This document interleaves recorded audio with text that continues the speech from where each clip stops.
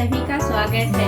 दोस्तों, आज मैं बीन्स, आलू और गाजर की सब्जी बनाऊंगी। इसके लिए मैंने आधा किलो बीन्स लिया है और आधा किलो आलू लिया है, 100 ग्राम गाजर लिया है। मैंने इस तरीके से कट कर लिया है। आप छोटे बड़े कट कर सकते हैं।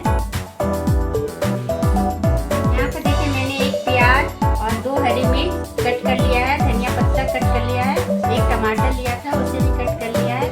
चलिए अब मसाले दिखा देती हूँ।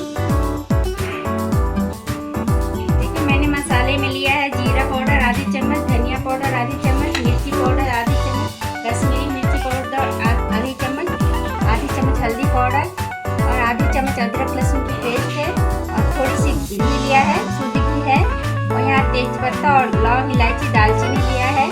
गरम मसाला लिया है, थोड़ी सी नमक स्वाद अनुसार ले लीजिए। चलते हैं बनाने के लिए।